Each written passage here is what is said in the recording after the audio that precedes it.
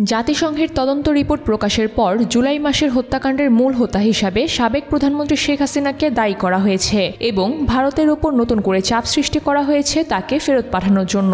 রিপোর্টে স্পষ্টভাবে বলা হয়েছে, তৎকালীন প্রধানমন্ত্রী শেখ হাসিনা পরিকল্পনার, নির্দেশনা এবং সমন্বয়ের মাধ্যমে জুলাই গণহত্যা সংঘটিত করেছিল, যার ফলে 1400 মানুষ প্রাণ হারিয়েছেন এবং তাদের মধ্যে 13% ছিল শিশু। বিশ্লেষকরা মনে করছেন, জাতিসংঘের এই রিপোর্টের পর ভারতকে শেখ হাসিনাকে ফেরত পাঠানোর ব্যাপারে আন্তর্জাতিক চাপ আরও বাড়তে পারে। জাতিসংঘের মানবাধিকার কমিশনার ভলকার তুর্কো বলেছেন, যারা এই হত্যাকাণ্ডের সঙ্গে জড়িত তাদের আইনের আওতায় আনা হবে এবং কোনোভাবেই তাদের দায়মুক্ত দেয়া উচিত নয়। এদিকে বাংলাদেশের প্রধান রাজনৈতিক দল বিএনপি ইতিমধ্যে ভারতের কাছে শেখ হাসিনাকে ফিরিয়ে আনার জন্য দাবি জানিয়েছে একটি সংবাদ সম্মেলনে। বিএনপির মহাসচিব মির্জা ফখরুল ইসলাম আলমগীর জানিয়েছেন, জাতিসংঘের রিপোর্টের মাধ্যমে শেখ হাসিনা দোষী প্রমাণিত হয়েছে এবং তাকে গণহত্যার দায়ে বিচার করা হবে।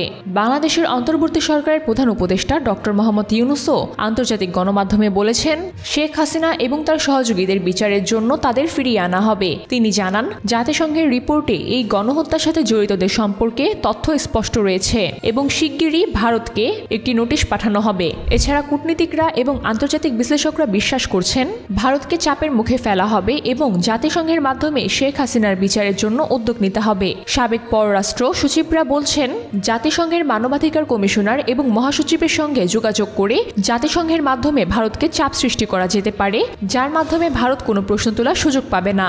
অন্যদিকে আন্তর্জাতিক বিশ্লেষক অধ্যাপক এম শাহিদুজ্জামান মনে করেন, শেখ হাসিনা এখন আন্তর্জাতিক একজন খুনি হিসাবে পরিচিত এবং ভারতের সহযোগিতার মাধ্যমে এই হত্যাকাণ্ড সংঘটিত হয়েছে।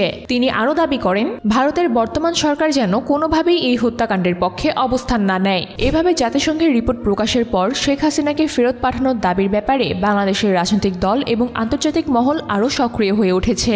এটি একটি আন্তর্জাতিক কূটনৈতিক যুদ্ধ হয়ে দাঁড়িয়েছে, যেখানে ভারতকে চাপের মধ্যে ফেলা হবে এবং জাতিসংঘের মাধ্যমে বিচারের জন্য উদ্যোগ নেয়ার একমাত্র উপায় হিসাবে দেখা হচ্ছে। এতে স্পষ্টভাবে বলা হচ্ছে, যেহেতু ভারতেই খুনিকে আশ্রয় দিয়েছে, তাই এখন তার ফেরত পাঠানোর জন্য আন্তর্জাতিকভাবে চাপ তৈরি করতে হবে। এর ফলে আন্তর্জাতিক ফোরামে এই বিষয়টি সামনে আনা এবং ভারতকে নৈতিক দায়বদ্ধতার আওতায় আনার প্রক্রিয়া শুরু হয়েছে।